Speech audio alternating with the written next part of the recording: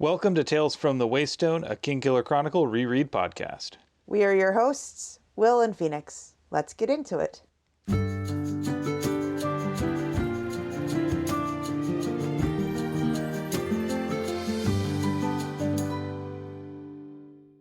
Welcome to Tales from the Waystone, Season 2, Episode 23, the Good Parts version, where we will be looking at chapters 44 through 46 of The Wise Man's Fear through the lens of narrative discipline.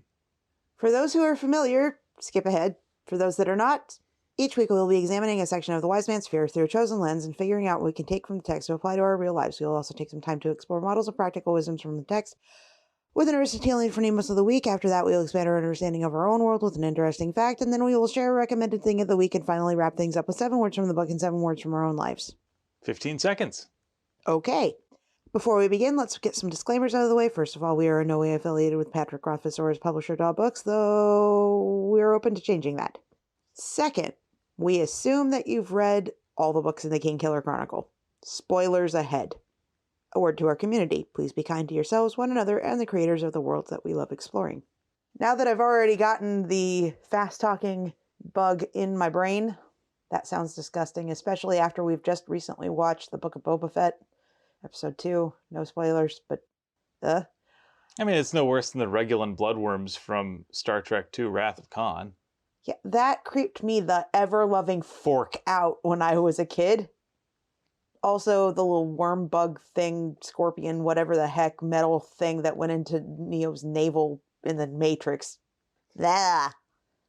Anyway, so now that you're ready to talk like the guy from the Micro Machines commercials, let's go ahead and give you 45 seconds on the clock here for your recap. You ready? You got 45 seconds. Otherwise, it's raspberries for you in 3, 2, 1, go. This is one of my favorite Kilvin sections. We finally get to see what Kvothe has been making in the fishery. It's a device he calls an Aerocatch, which, I mean, he's really got to workshop that name, but what can you do? Kilvin is pleased, but doesn't let that stop him from holding Kvothe accountable for his bad actions taken to make a good thing. Later, we see Kvothe being arrested at Anchors and are given a 45-second recap of his trial for calling the wind in Imre. Chronicler becomes annoyed when Kvothe calls a break for lunch without fleshing out that story, and Bast and Kvothe play host to the lunch crowd. All right, 31.87 seconds. So, yeah, no raspberries for you this time. Woohoo! But not never. Never, never. There will be raspberries in your future. I know it. Maybe. Anyway, let's go ahead and dive in. I think this is a lot of fun here. We finally get to have the grand reveal of Kvothe's other project that he's been obliquely referencing periodically between procuring a crossbow and all sorts of other weird things. Oh yes, I need a bear trap, right? Here's where we get our grand reveal. And this kind of has the feeling of every great science fair project where you've made it work at home, you've set it up, you've demonstrated it to yourself and to your friends, but you haven't actually demonstrated it to the teacher just yet, because that's the one that actually counts. And of course, Kvothe, with his flair for the dramatic, can't resist making sure that there are some little touches that maybe don't affect his grade, but they're points of professional pride, I think. So when he takes Kilvin back to his workroom, Kilvin notes the setup and is also at first a little leery that Kvothe has just decided to make a better crossbow. So I want to say this, though. You're missing the very beginning of this section, and I think it's actually kind of important. Okay. First, Kvothe makes it very obvious that he is hunting for Dinah, and that feels ooky. There's references to his troubles with Ambrose, and that he has an obsession with the archives. And just because he's been kicked out doesn't necessarily mean he's not going. I mean, he has a different route in. But he talks about how he managed to finish his fishery project, but he'd like to have had more time. I think that this is so common amongst people who make things. Oh, absolutely. I remember one of my project managers back in the day, every time one of the engineers would gripe about the brevity of our sprint cycles, I remember him saying, guys, no matter how big I make that time box, you'll always feel like you didn't get anything finished or everything finished that you wanted to. you'd fill whatever time box I give you and still have a lot of stuff you wanted to finish up. This way we can actually deliver something. I do think that that's an important thing to talk about. Like, I'm a creative person, generally speaking. I like to draw, I like to make things. I've worked in creative fields. I almost always feel like I could tinker with something forever. I could always redraw that line. I could always make something look just a little more perfect. I could always take a little more time to just work on that last 10%, which is the final finishing project. Same thing if I want to make food I've cooked look good or any given number of things. But the great thing about this podcast, I have set myself up with a deadline. Now, granted, when we first started, I set myself up with a rather unattainable or rather unsustainable deadline of once every week. Turns out, this past year, once every 2 weeks has been kind of where we've lived. And I no longer have a buffer, and it makes me kind of crazy. But I haven't been late in the 2 years we've been doing this. Not once have I missed getting the project done each whatever cycle, 1 week or 2 weeks. I think part of it is setting yourself up with good expectation management and knowing that when it's done, it's done. So if I've left an or a weird space, or if I've cut together things too close, I'm not going to go back and noodle on that. I get done with it, and then it goes out, and I kind of memory hole what we said. Oh, absolutely. I memory hole everything we say the moment I'm done saying it. So we've had instances of people reminding us of something we said like 6 months ago. I can't remember what happened in episode 12. I can't remember what happened in episode 22. Right. I mean, I don't think I can either. I mean, I also, cards on the table, don't like listening to myself talk, so I don't go back and listen to the podcast just because, I listened to it twice and still can't. Okay, to get back to the story, because you were making a good point. So, Kilvin is initially leery when he sees that crossbow because he's worried that Kvothe has just decided to become an arms maker. Someone who's just trying to build a better crossbow, something that isn't going to markedly improve the world or how people view artificers and arcanists in general. It's sort of that idea of the amoral engineer whose responsibility for their creation ends the moment they put down their tools. And that's not how Kilvin views things. Kilvin is very much about taking responsibility for your creations. And I think here is where we see Kvothe picking up some of that in some very positive ways. But we can understand the leeriness. Crossbows are illegal weapons in Imre, and so the only way to get one would be to do something unsavory. I find it funny that on one hand, Kvothe has great respect for Kilvin, and on the other hand, he thinks Kilvin is too dumb or foreign or something else that leaves a bad taste in my mouth to know what the laws are nearby. Yeah, you kind of figure that he would have known he'd have to do some explaining on this one. And he very much follows the thought process of it's better to ask for forgiveness than for permission. Yeah, I mean, Kilvin does give him the once-over on this, as we'll see later on, but first we have to get to the demonstration at hand. Kvothe is approaching all of this with sort of the Silicon Valley presenter's showmanship. He doesn't want to tell Kilvin what this is going to do or what the whole purpose of all of this is. He wants to show. And so he says, here, shoot at the dummy. This dummy, might we add, is also wearing the last remnants of Kvothe's burned out and soiled set of clothing, which he's hand-stitched back together to dress it up. A needless touch, but again, it's that showman's pride. Anyway, so Kilvin is initially thinking this is something to do with the crossbow itself, and he's inspecting it for every little possible alteration that could have been made to it, and isn't able to find anything, so he takes aim and lets an arrow fly. And 20 feet from the target, clang, It drops out of the sky. Now, this is obviously something very ingenious here. And so Kilvin tries again. And this is also where we get a sense that Kilvin, in addition to being very intelligent, is also incredibly strong because he's able to just load the crossbow without too much effort when Kvothe is like, this is driving me crazy. My arms were popping out of their sockets trying to do this. Also, though, Kilvin is very curious and does it again.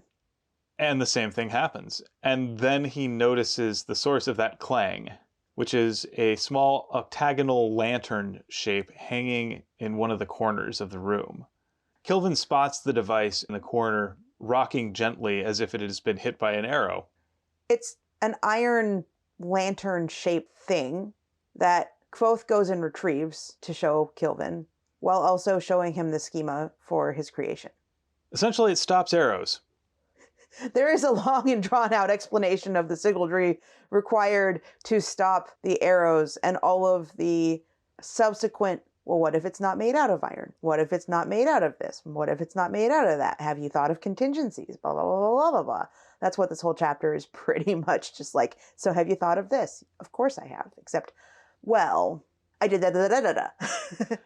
And this is also the sort of thing that Kilvin needs to ask. These are due diligence, because if this is something that Kilvin is going to sell, he needs to know exactly what the device's limitations are, what it can do, what it can't do, and what precautions any customers would need to take.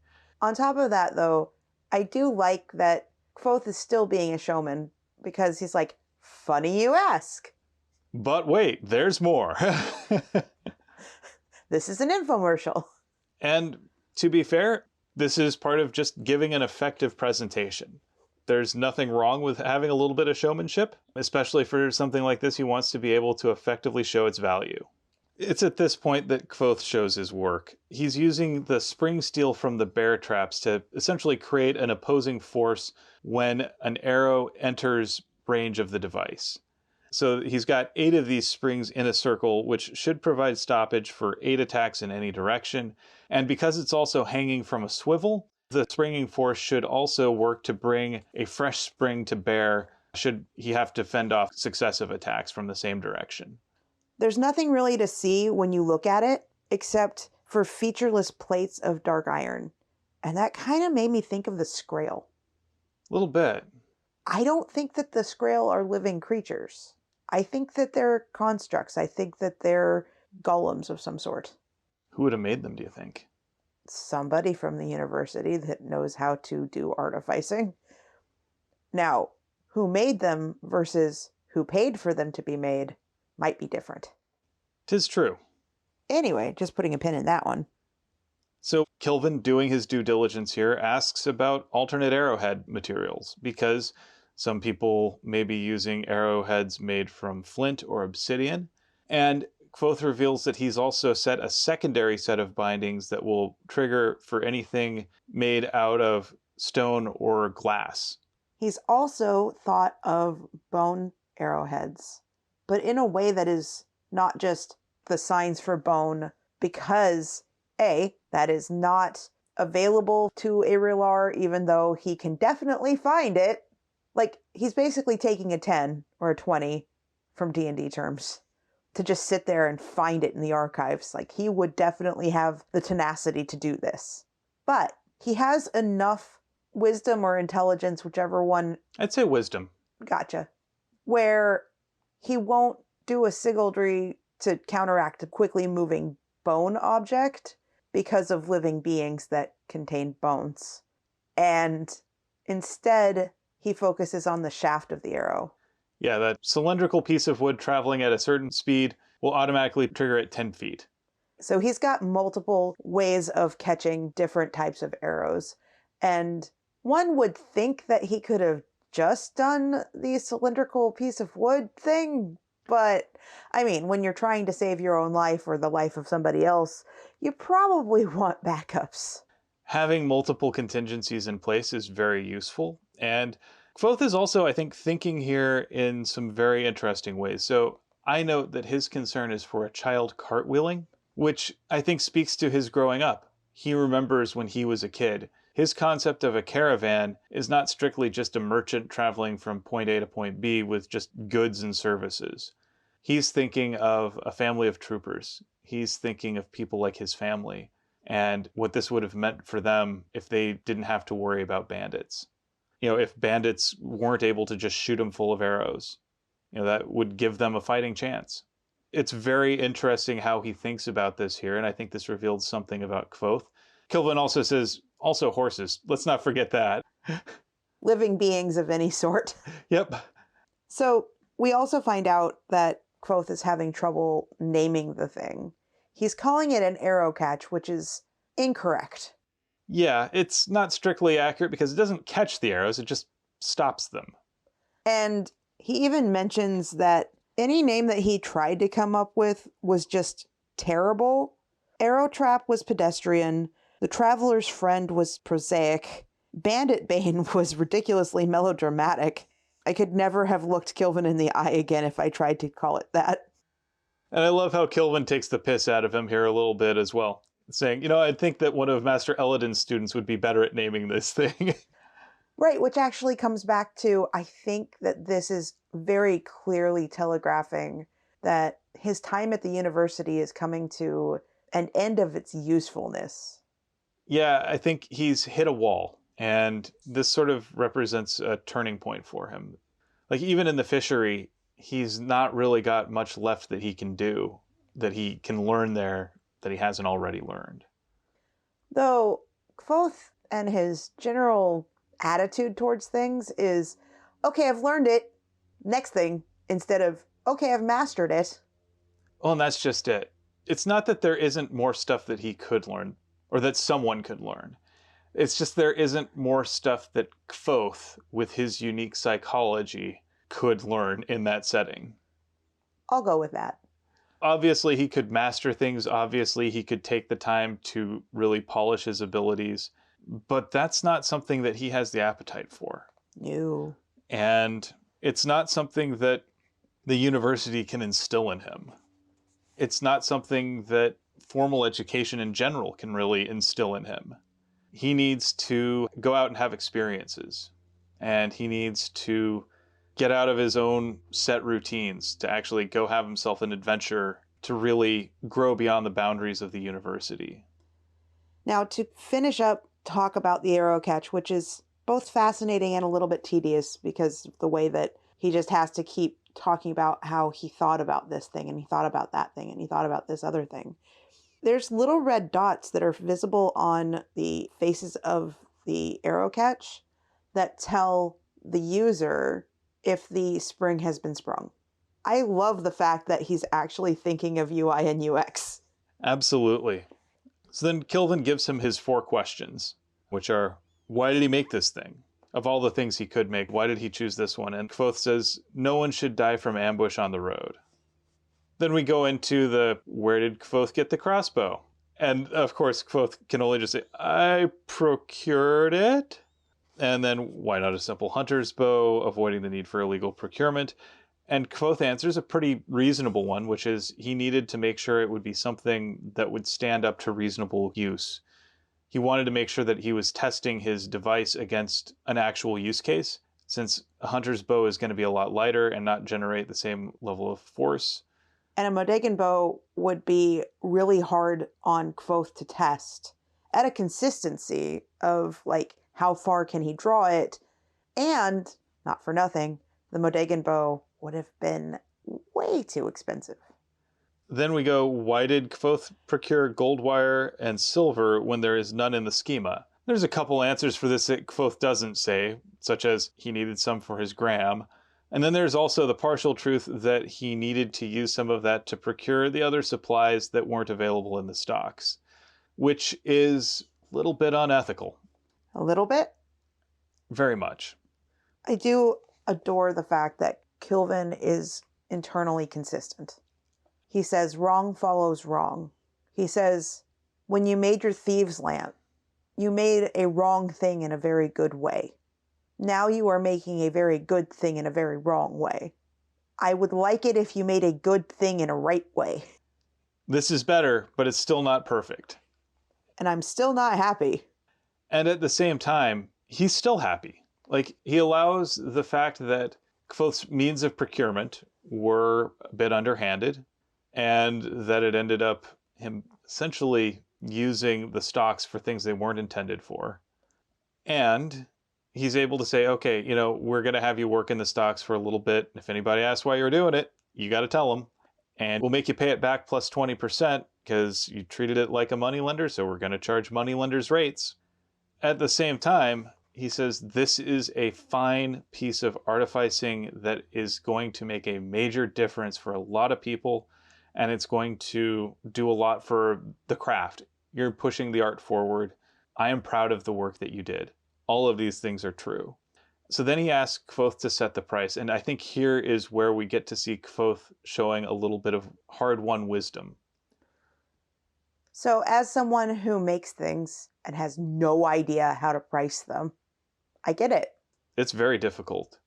Sometimes you price yourself in a way that, let's say, for instance, on the Patreon, I had a thing that I, in theory, wanted to do, but in practice would be a right pain in the butt to do. I do have one of those, kind of. It's sending art that I've made to people who pay me for the pleasure of listening to the podcast. I would like them to have the means to do it, but it's also kind of a pain in the butt to send stuff out, and I would probably, especially with the postage rates the way that they are, be spending the amount that I get on sending the item itself. It's not that it's not worth it at a certain break point, but I have to set that high enough to cover the cost, but also possibly high enough to deter people from doing it unless they really want the things. If you really want the things, I'm more than happy to get this working so that I can send you stuff out.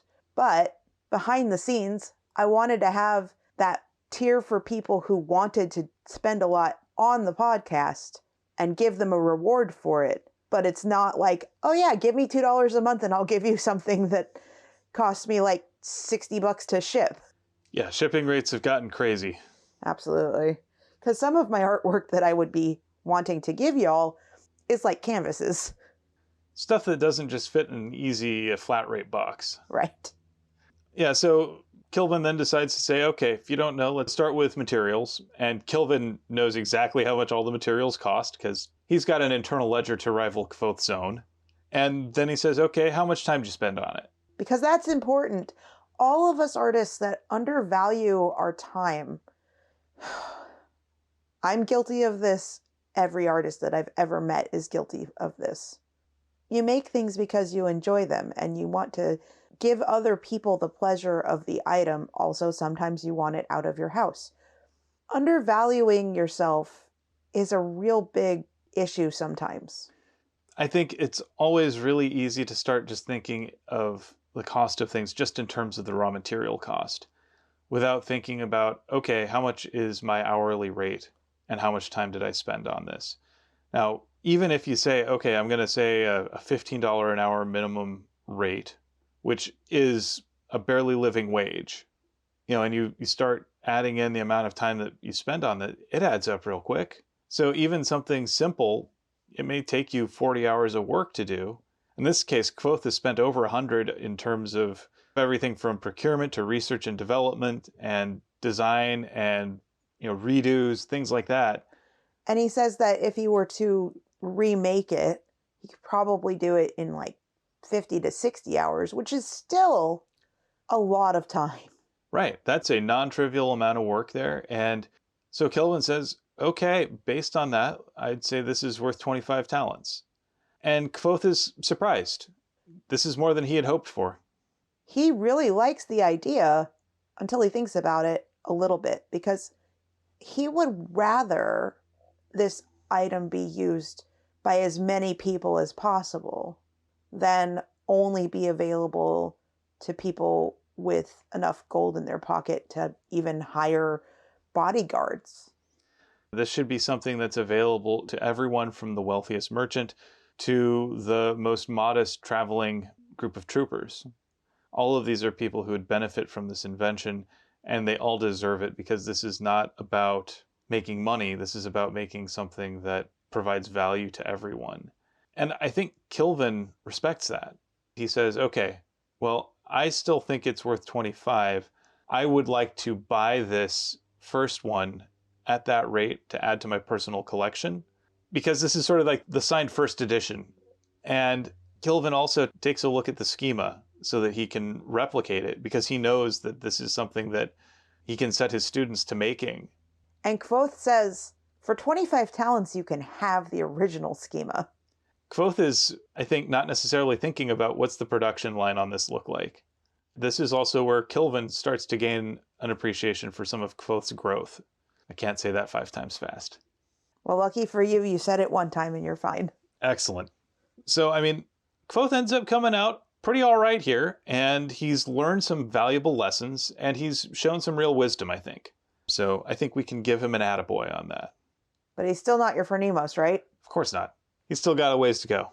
So after he settles his debts for the materials, the workshop commission, and all of the other miscellaneous costs, even with the extra 20% that he owed for the materials that he essentially pilfered, he ends up still with 11 talents, which is way more than he expected. And that has him sitting pretty good and feeling pretty happy.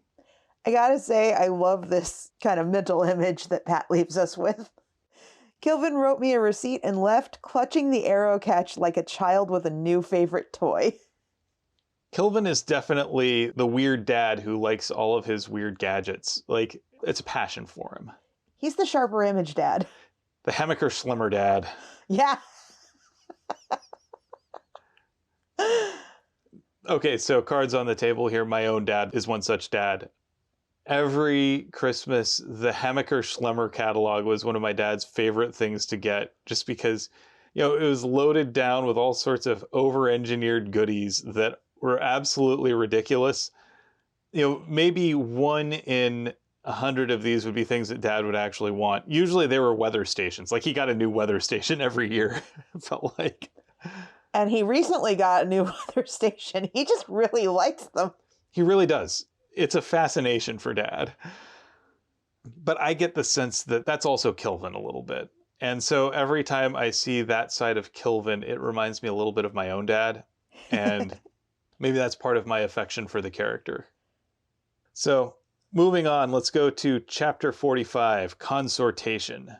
Starts off, Kvothe's having a good felling night at Anchor's. He's playing his songs. He's made Sim cry a couple times. The usual. In a happy way or a melancholy way. Not in a mean way. But mostly he's just made Sim cry at his music. Because of the beauty of it all. I think there's a part of Kvothe that really appreciates having an audience member who really understands the emotional gravity of all of this. Even as you can tell that he's sometimes gently making fun of Sim, I think there's a part of him that really loves having someone who is that affected by the work he does. And so he thinks that the silence that greets him in the inn is appreciation for his music until he looks up. Oops. It's the constables and an inquisitor and all this official stuff that is like, what? Oh, wait, there's consequences for my actions? I mean, to be fair, he thought he'd already had the consequences. True. He was whipped. Yeah, and put on trial and everything. The university really didn't put him on trial. They put him on the horns. And I can see how he thought, hey, I'm a wizard. The wizards are going to be the ones that punish me. Sorta. But we also get this bit where we get a good bit of Simon character here. Simon, for once, suddenly speaks up. Like a duke's son. And it's not in an attempt to make Kvothe feel bad. Instead, it's in Kvothe's defense. What is the meaning of this? How dare you? And, of course, the summoner who is charged with all of this has the authority to basically take anybody to court. Up through, what was it, a baron? Yes. Yep. Members of the church, government officials, you name it. This guy is authorized to hold anybody accountable. We find out that Kvothe here is being charged with consortation with demonic powers, malicious use of unnatural arts, unprovoked assault, and malfeasance. And all Kvothe can think to say on all this is, what? Pretty much.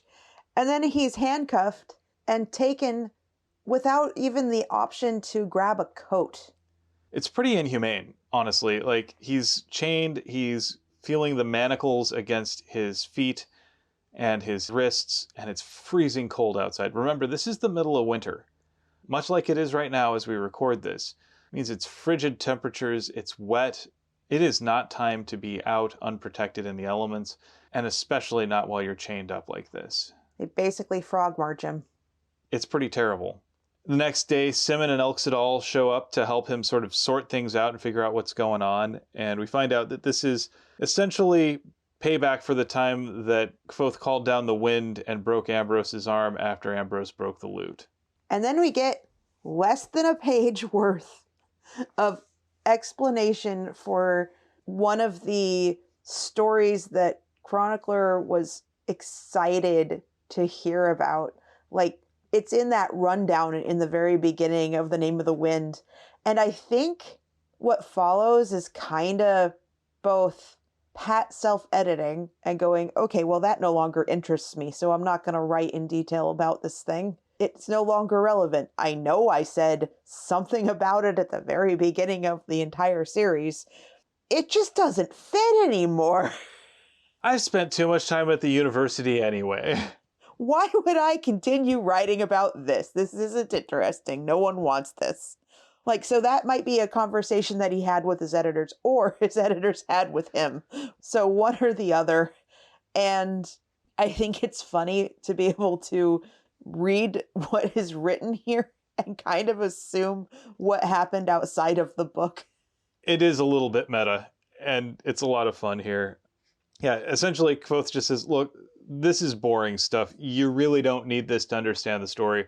Here's the important parts. It squashed my hopes of getting a local patron and plays a large role in me leaving the university for a spell. So then we go to chapter 46 for the aforementioned meta-editor conversation, where he basically says, look, it's long, it's boring. Pretty much it's just a whole bunch of people reading speeches and letters that they wrote. There's a public record of it. If you want to read it, go for it.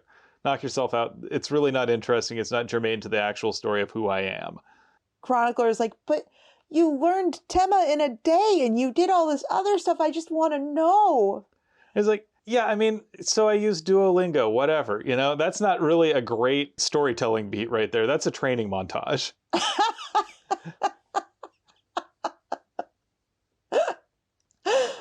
Oh, I love how you describe that. That's absolutely wonderful. And like I say, it's not really the most important part of the story. I love the bit where he says, besides, I think I may have spent too much time at the university anyway for this story. There's a lot of other stuff I got to talk about. Right. Like, we're almost 400 pages into all of this. And I mean, he's got other bits that he's got to talk about. He's got the Florian bit. He's got the parts in Ventus. He's got the parts in Adem. And he's got he's just like so many more interesting things.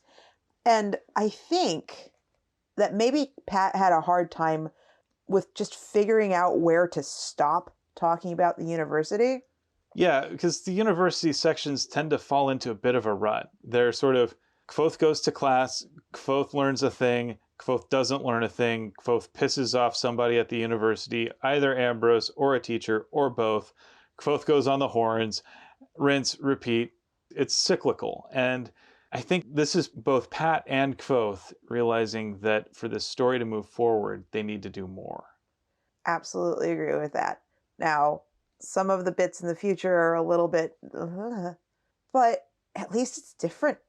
It's moving outside of that cycle of this is just a comfortable story about some kid at wizard school. And to be fair, like, when you're stuck at school, you're really isolated from everything outside of school. I mean, yes, Kvothe has his performing so that he's not just a one-note student, but there's only so much of go to school, perform at Anchors, go to school, perform at Anchors that you can deal with. Go to school, perform at the Aeolian, go to school. Yeah, it's not always the most useful in terms of progressing the story. And so, yeah, here is where I think we get some of the narrative discipline that the story has needed. I say this lovingly as someone who does genuinely love these books. There are some repetitive beats that I think it takes some discipline to break out of. And it's something that I think both Kvothe the character and I think Patrick Rothfuss, the writer, needed. As we go forward in this little section, there's some gentle ribbing of Chronicler where Chronicler is like, wait, you wrote it down already? In that kind of fake, but not really fake indignation thing. Because he knows from Bast that Kvothe already started writing it and just crumpled it up and left it on his desk. So he's doing that, wait, are you telling me that blah, blah, blah, blah, blah, blah, blah, and trying to pass it off as though that emotion was genuine? Well, and there's also, you mean I was busting my ass trying to write down everything when you'd already done the hard work? That's also a little bit. And Kvothe coming back like, wait, you're acting like a wounded lover. Easy. I only wrote a few pages. None of it good. I think this also speaks to the difference between coming up with a story and writing it down. A lot of people are really good at coming up with stories and telling stories off the cuff. When it comes to the business of actually writing, that's a whole other ballgame. And it's difficult. And I think it kind of speaks to Pat here a little bit. We know that Pat has been working for a long time on this next book. And I don't know how many false starts he's had, how many times he's had to scrap the whole thing and start over, how many times he's had to do some major overhauling to make things work the way he wants them to be. And it's really difficult. You have an idea for a story, but until you actually start the business of writing it, it seems really easy. And that actual writing it down is really tough. And not only that, he's had a lot of life happen to him in these last 10 years. And he's also a perfectionist. And I think part of it is he wants to make sure that he's telling a story that does justice to all of the work that's come before and all of the things that have changed him in the intervening years. I think it's really easy sometimes to think of writers as these monolithic people who are the same throughout their entire writing career and their entire lives. But I mean, there's the old Heraclitus adage that you can never cross the same river twice. We are all that river. We change constantly. We are constantly in a state of flux, and that is the only constant in life. We grow, we evolve, and I don't think that the Pat of 10 years ago is the same as the Pat of today. And I don't think that the work that Pat of today would write and be happy with is the same one that 10 years ago Pat would want. On top of that, he knows how many people love his books and love his writing. There's a lot of pressure. All I can say is I want the best for him. And if that means that I get a new book from the Kingkiller Chronicle here in the next 20 years, I'll consider myself fortunate. So long as Pat is a happy person, that's really what matters. But ultimately, they're just books. They're just books. They're not as important as his well-being. No. And while, yeah, it'd be great for my podcast if there was one that came out here within the next couple years or so. I mean, based on how much we've read, which is about a third of the story, we could probably make another 2 years out of the rest of the Wise Man's Fear. But like I say, while it would be great to get one here soon, I also know not at the expense of another human being. Not at the expense of Patrick Rothfuss doing those things that help him to be the writer that people admire. So I can respect that. Meanwhile, we do get a little bit of fun trickery here as well. We get the sense that Kvothe actually wants Bast to make the soup, but Bast is kind of shirking on that. And so Kvothe makes like he's going to put some beets in it and then plays off of Bast's aversion to beets to get Bast to do it. I also wonder if there's a little bit of onomatopoeia happening because story beats and beats. That could be. I also think because beets have high iron content. That's true. That could also be why Bast has that aversion. I also, though, really like how it's brought in Reshi, no! Because at this point, he's just said, I'm going to leave the university alone and go to other things that haven't been told before. And I gotta tell you, on the audiobook, it plays perfectly. Because it's like, I'm going to talk about things that might make me upset. And Bast is like, no! Oh, no beats. Right, no beats, right. Yeah, that's what I meant. So then we've got the lunch crowd shows up, and it's a bigger one than usual because the funeral has just happened for Carter. And, that gets people out and about. People don't necessarily want to cook, so they're more likely to go out for their lunch. Plus, you've got people who've been working the fields all day. So it's a bit of a crowd today. One of the things that we notice here is there's sort of a negative space, a silence around certain things. So war, succession, kings, the Scrael and the Skin Dancer, and then most importantly, the death of Carter. And no one eyed the stretch of well-scrubbed wooden floor that didn't show a trace of blood. Right. No one is looking at that. And you get the sense that they're making an effort not to look at it. Also, it goes back to saying Bast and the man who called himself Coat worked together as a comfortable team. You could also read that as Bast and the man that called himself Disaster. Yeah, I think this is also where we see the mask of Coat slide back into place. As soon as people show up, Coat takes over, and we see the innkeeper slide into essentially just task mode. He's just doing the things that need to be done, but we also note that he's kind of on autopilot here, and he's not really taking initiative on a lot of things. Bast is the one who's setting the tempo, setting the tasks, and Coates just kind of taking up the beat and following along. After the majority of the town has come in and gone, the door bangs open. Old Cobb, Graham, and Jake trudged out of the brilliant midday sunlight and call, hello, spread out, take up space, and ask for food. And then we get this charming little discussion of how good Kvoth's cooking is, making apple pie, and the gentle ribbing between a man and his wife, where the wife is like, don't swear. The man makes up this kind of elaborate pun, almost. It's the sort of thing that a dad might say just to try and get out of trouble for swearing in front of the kids. Oh, Damfine's a region in Ator, famous for their apples. Everybody knows this, right? Yes, right, guys? I think it's charming and cute and sweet.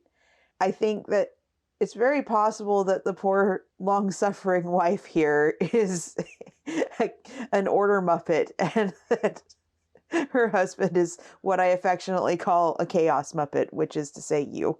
As a chaos muppet married to an order muppet, I felt this a little bit, and you get the sense that if you don't know these people, they might not always look happy immediately from the outside, but you can tell he's having a little bit of fun here.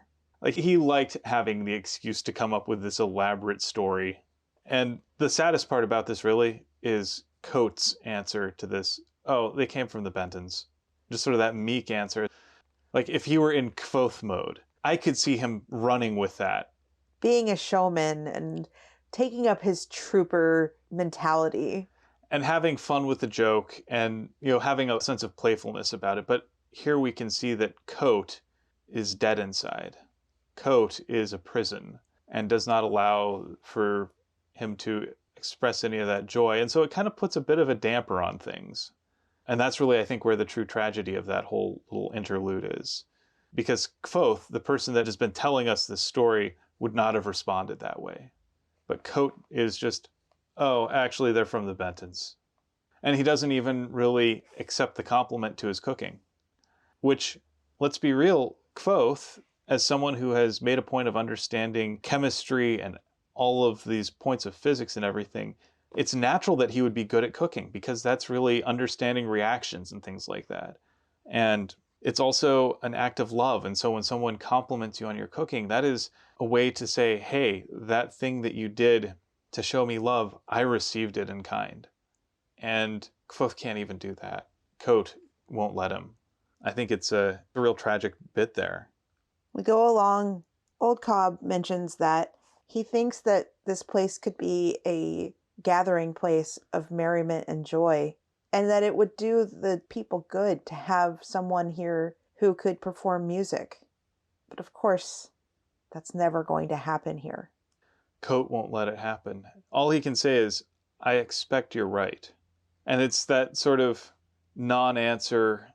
And I love how it describes it here. His voice was perfectly calm, It was a perfectly normal voice. It was colorless and clear as window glass. And you can feel that kind of time dilation in this section. You go from something that's this lively conversation with the gentleman that was trying to get out of trouble with his wife, and these friendly suggestions of, you should have music, you should make this place more welcoming, and we would all really appreciate the levity. We would love this place even more. They already love it. That's the thing. This would make it even better. I want to have this kind of crowd more often. People would love to have an opportunity to have music here. And all Coate can say is, I expect you're right. He doesn't say, you're right. He doesn't say that's a good idea. He doesn't say, yes, let's do it. He says, I expect you're right. And that's just sort of this non-committal, non-answer that is meant to basically just close the conversation off because it's too painful for him. And then we pick back up, and after a slow moment, the innkeeper swung silently back into motion along with his assistant, heading into the kitchen to fetch soup and bread with butter and cheese and apples. All that's left to him is the routine. And here I think is something that's really important. Just as Kvothe needed to get out of the rut of the university, Coate needs to get out of the rut of being just the innkeeper, of going about the day-to-day. And I think it's also a reminder to us as readers that our story is more than just our day-to-day routines. And I think that it's really important to acknowledge those things that make our stories worth telling, make our stories vibrant, and make our lives meaningful, and to find what those things are. We will all come to a point in our lives where we are living a rut. We're living through just a routine. And I know over the past 2 years in the pandemic where we've all been locked down, it's been really easy to fall into that rut. I totally get it. And it's really easy to just look at the same four walls every day and forget about those things that bring joy and value. And I think sometimes you need to look at what in your routine is actually providing that value and why you actually do that. And then what are those things that you're doing just because of habit? And then really think seriously about it. I think there's some real tragedy in this, and I think there's some things that we can all learn from it. So with that out of the way, speaking of things that we can learn from, let's talk about our phronimos of the week. To start us off here, my phronimos of the week are Aristotelian model of practical wisdom. Today it's Kilvin. This is not a surprise. Like I've said, I see a lot of my dad in Master Kilvin, so I can't help but feel a little bit of affection for him. There's a couple things. First of all, Kilvin recognizes Kvothe's concern with unintended consequences in the Aerocatch that might occur if he used the rune for bone, regardless of whether he knew it or not. Because Kvothe was thinking about what are the things that would make this more unsafe. His goal here is to create something that is a safety device, and if it makes things more unsafe, that defeats the purpose. And so he's been thinking very seriously about it, and so when he displays that concern, I think that means a lot to Kilvin. Again, Kvothe is thinking of it in terms of children because he grew up in a caravan. He knew what sorts of things that caravan life might entail for a kid. The last thing you would want is something designed to protect your family, but unintentionally decapitates a child. Second, Kilvin understands the value of Kvothe's work and his time. Beyond just the materials, he recognizes that there is value in Kvothe's time, and then also value in the lives that it would save. And he also recognizes the virtue in Kvothe wanting to make it affordable. So here's a situation where Kilvin isn't going to force Kvothe to set it at an affordable price, because if he forced that, Kvothe wouldn't have learned a lesson there. But he's also not going to force Kvothe to set it at a price that is so high that he's uncomfortable with it. Exactly. What he's doing here is he's recognizing that there is true value in this, and also that its value is going to be greater if it's cheaper. And also preserving Kvothe's agency in the choice of how to price his own creation. Exactly. He wants to see what Kvothe's values actually are. And one of the things that I've noticed is Kilvin sees something in Kvothe that Kvothe doesn't always see in himself. he sees a potential in Kvothe to think about more than just money. One of the things that Kilvin has been trying to teach Kvothe is that if you act in a way that's consistent with your principles and you do good work, the money will take care of itself. So you don't need to do things just for money. If you're doing things for the right reasons and you do them well, the right people will pay for them, and you will be much better off than if you were just doing money grubbing work, right? Deck lamp work. Here, he is seeing Kvothe allow his principles to do the guiding. And this is where he really appreciates it. And he also recognizes that Kvothe is someone who could probably use some extra cash. He knows that there's a lot of stuff that Kvothe has to pay back. So I think that's also part of why he chooses to pay the 25 for the first edition. He knows that this is something special and that this is going to make a big difference in the lives of the people who use it. And it's also going to make a big difference in Kvothe's life. 25 talents doesn't mean a whole lot to Kilvin, but it does mean a lot to Kvothe. I'd also point out that if you contrast this with the end of the last section we talked about, where a person traveling around with this letter acting as mail service asks Kvothe, would you have paid me more?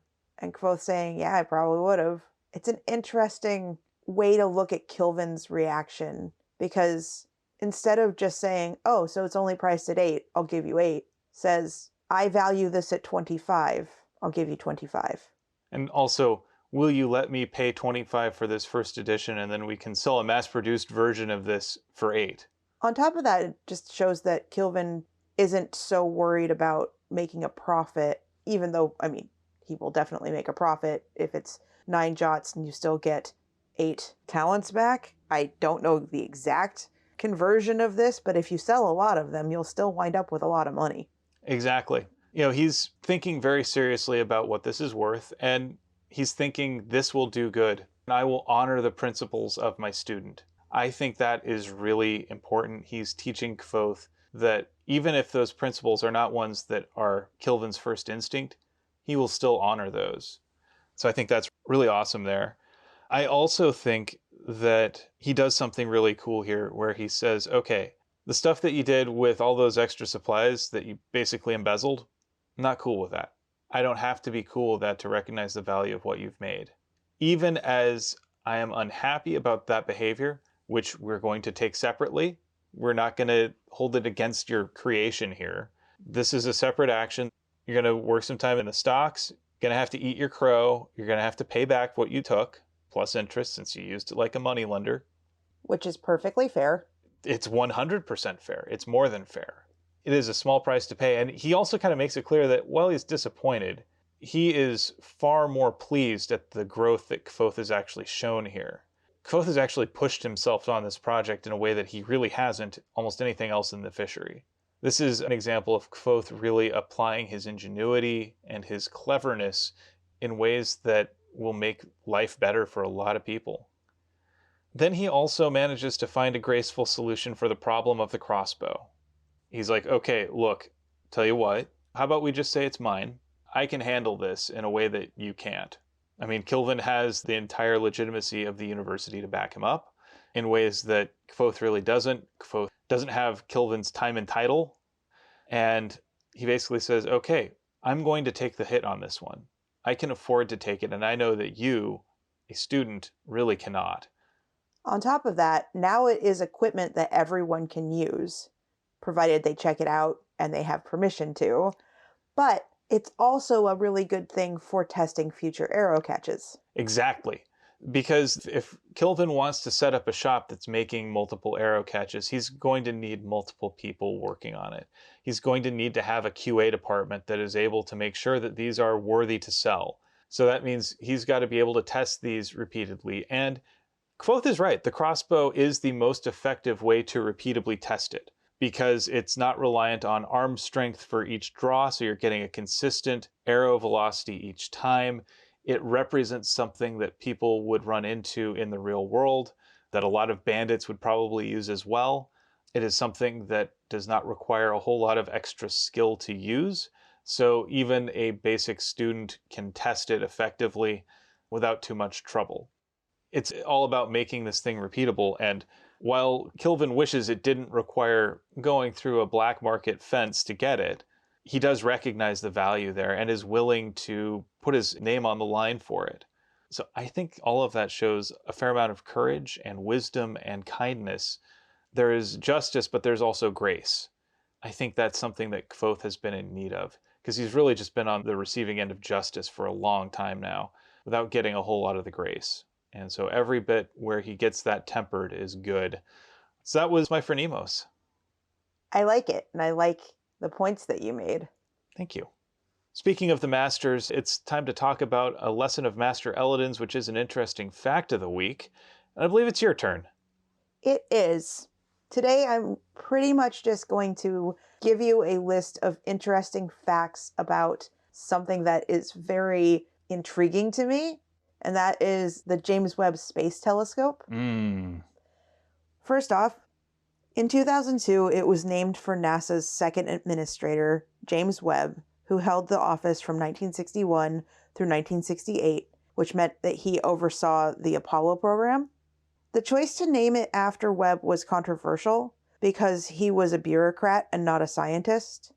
Also, he was a massive homophobe. Not unusual for that time. And he did his best to push queer folk out of the government in an effort dubbed the Lavender Scare. Oof. Like, it was so bad that it has a name. Oh. So, from here on out, I will be referring to it the same way that the scientists working on it are referring to it, which is the JWST. Or J-Dub. They don't refer to it that way. They sometimes call it the Webb, but that's still too close to this person. So, from here on out, JWST. Okay.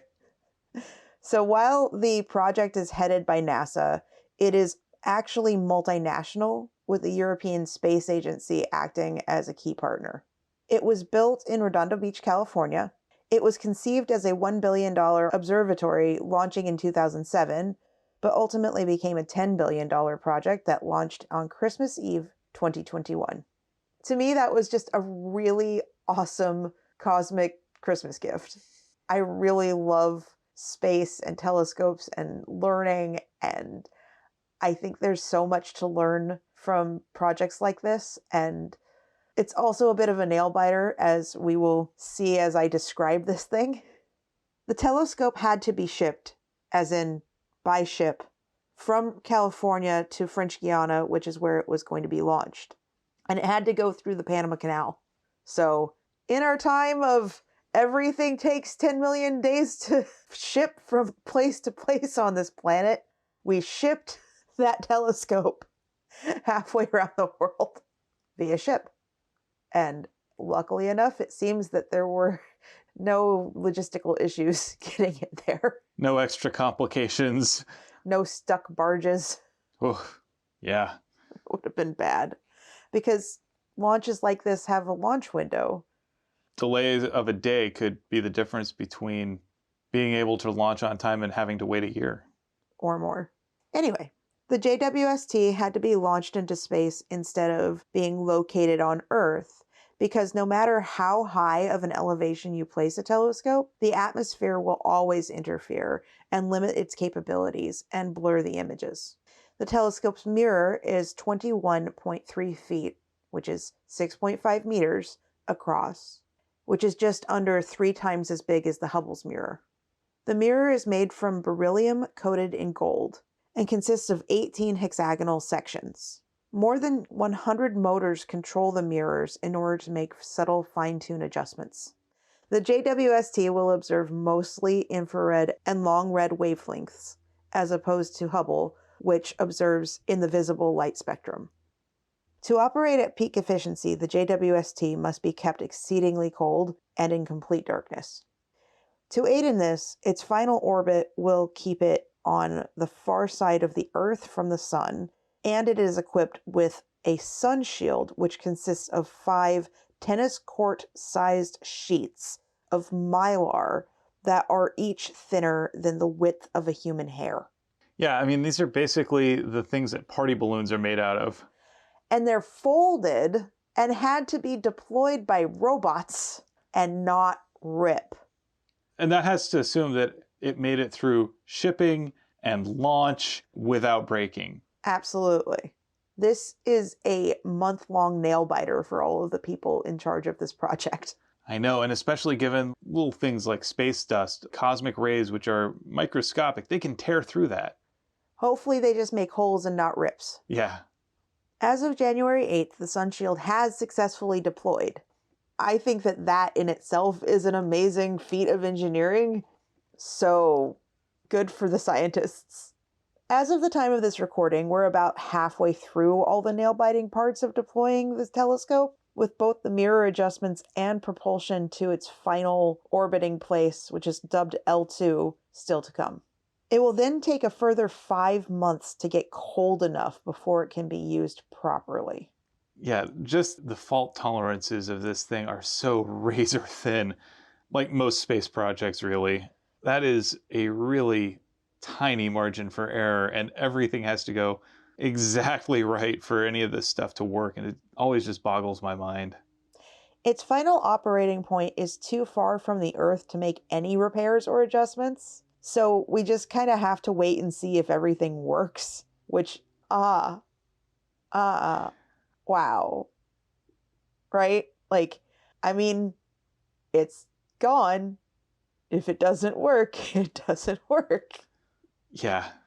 The initial mission is set to last for 10 years, because that is how long it's expected for its propellant to last, and it needs to make micro adjustments every year to stay where it's supposed to be. And that also is kind of like, well, we'll see. I am really excited for when we actually start getting images back from this. I know, me too. It's going to be so cool. Yeah. And so my final little fact is not really about this telescope, but rather NASA scientists are already planning a bigger telescope project that may allow us to find more Earth-like planets and possibly life in space. That's really cool. And it has a tortured acronym right now. I can't remember what it stands for, but I believe that it is named after the Louvre. Of course. Look, it wouldn't be a space project if there weren't a tortured acronym. They come up with the acronym first and then try and come up with what it means second. Yes. That's how all these work. Yeah. Well, thank you for sharing. You're welcome. I just found that thing to be so fascinating, and I think it will be very important as time goes on. Yeah, I mean, the Hubble Space Telescope has been essentially a fixture of space life since I was a kid. 30 years. Yeah, and we're now at the point where it's end of life. And there was a big stretch there where people were like, oh, we're never going to get this working exactly right. And there were multiple missions sent up to repair it and everything.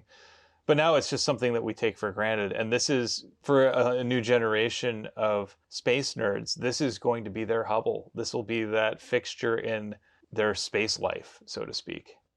Also, this thing is pretty. It is pretty cool. It looks like a beehive. A little bit, yeah. Because of all the hexagons. Not the bees!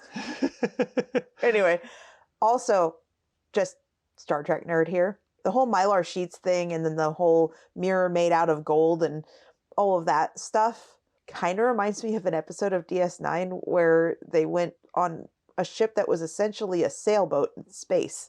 Oh yeah, the solar sailor that Ben Sisko made based on plans from the ancient Bajorans and then took with Jake. Yeah, that one. Yeah, that was a lot of fun. I love that episode. I do too. All right, so now we come to Thing of the Week, and we continue to be on brand. First it was space, now it's cats. So what is my recommendation? It's cats. Just cats. The animals, not the atrocious musical. So a cat's love is capricious and unusual, and there's no guaranteed formula for securing it. So when you experience that love, it feels truly special.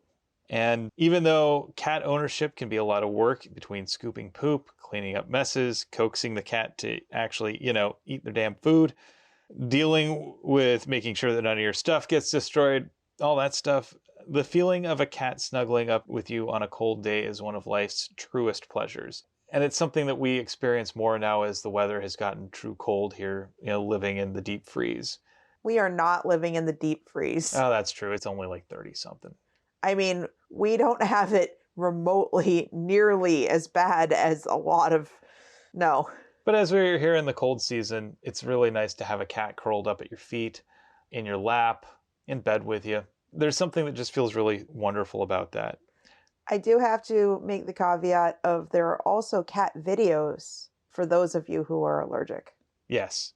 Naturally, if you are allergic, we're not going to recommend you go get yourself a cat, but watch plenty of cat videos because they're wonderful. Another thing I love is that cats are either the smartest dumb animals or the dumbest smart animals, and sometimes it's really hard to tell the difference. Just watch them play with reckless abandon and you'll see what I mean. And this is true whether they are house cats or like lions. Or big cats. Yes. And of course, we've got two wonderful podcasts of our own, and we wouldn't have it any other way. You've no doubt seen pics of Leela and Sokka on our Twitter and Instagram, and you've also heard us talk about them often. Even when we find them exasperating, there's no two ways about it.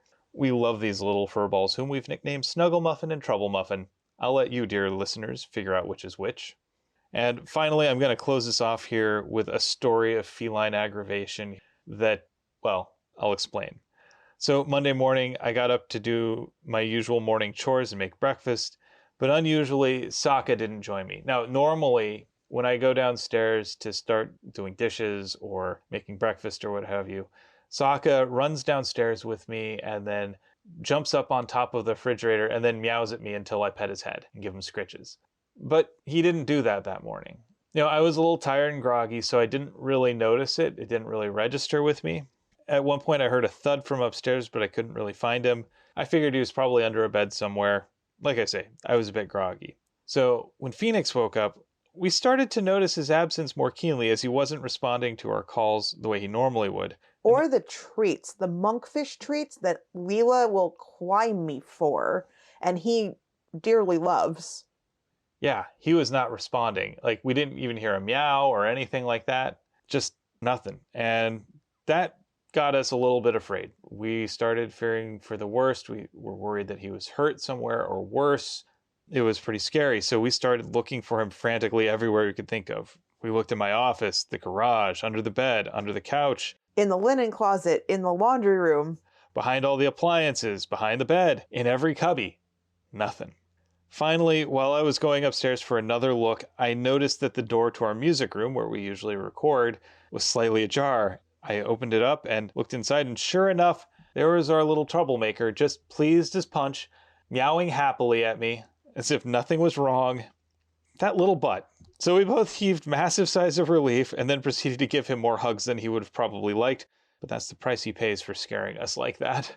Absolutely. Now, one thing to explain about our music room. This is the room with all of the Sokka contraband in it. This is the room where stuffies that he has decided to play with suddenly after a year of them being in his presence, and then he just won't leave them alone. This is where they go. This is where all of the musical equipment that we don't want him to chew on goes. This is where the really adorable felt Muppet head ornaments that Will's sister gave us for Christmas live.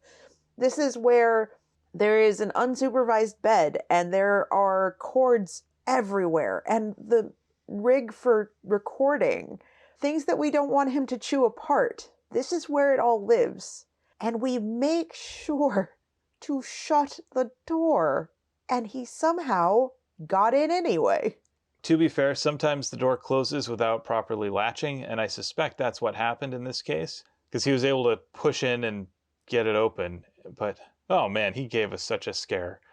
And all of that to be said, we still love the little guy, and we still love Leela, and we wouldn't have them any other way. They bring us so much joy in our lives, and so I would encourage you, if you are in a position where you can afford to and it's safe for you to do so. So like if you live in a place where your landlord will let you have a cat, or if you have a place that is safe for a cat to live, I'd encourage you to look at your local pet rescue to see if there are any available for adoption.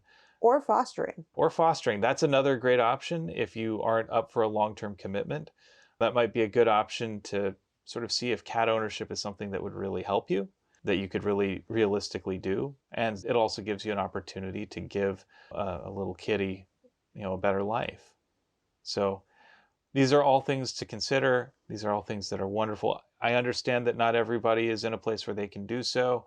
whether it's because of their financial circumstances or because of allergens or what have you, or your living situation. But if you have the ability, give it a thought. It can be really rewarding, and I know it means a lot to us. So that's my recommendation. And I'd say that if you're not a cat person and you're a dog person instead, look into adopting a little furry friend that suits you more. Rabbit people, ferret people, y'all are valid. Absolutely. There's something to be said for having a furry companion. Or scaly. Or I was about to say, or a scaly companion. Or a slimy companion if it's a frog. Or a snail.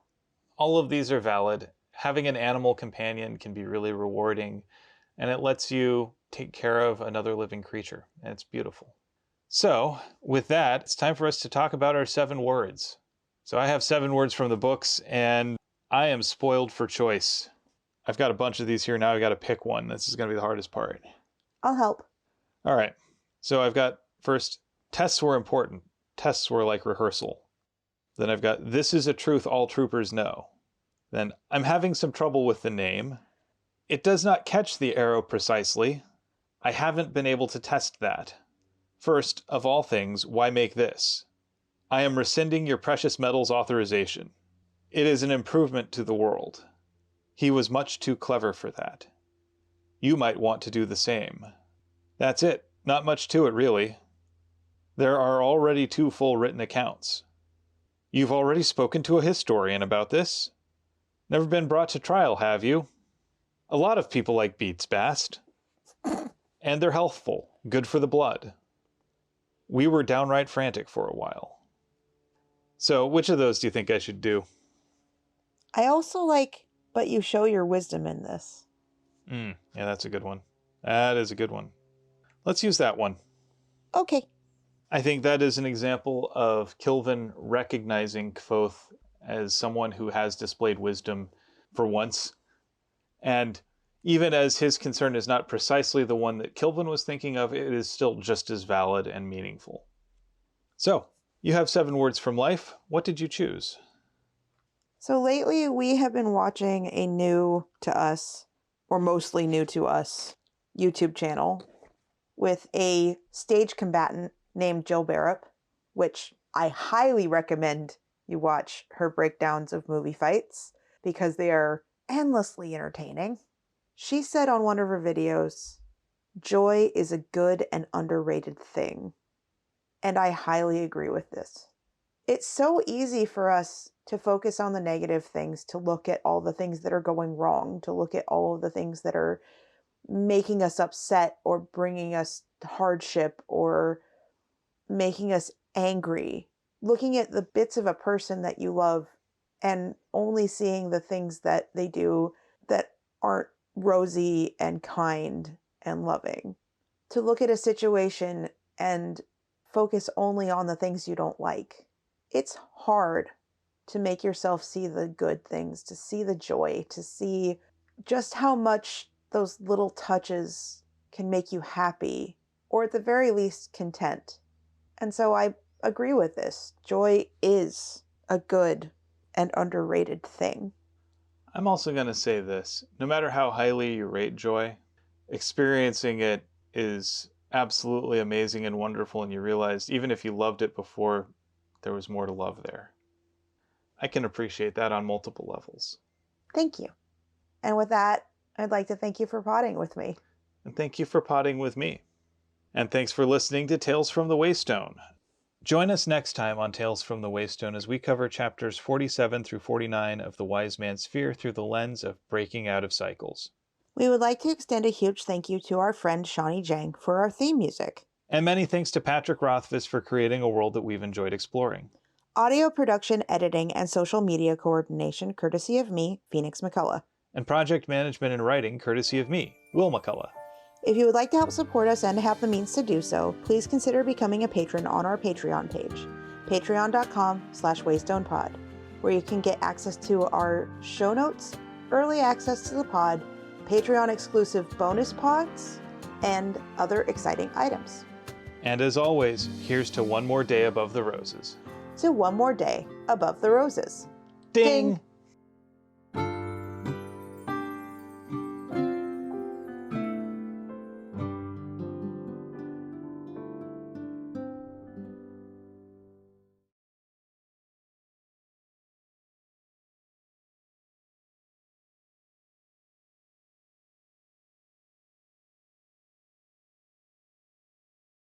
Yeah, I'll let the plane go by. Airplane. First time I've had to make the song in 2022. Airplane. I mean, it's the first clear day of 2022. I haven't been able to have the flight school open. Thank the tiny gods.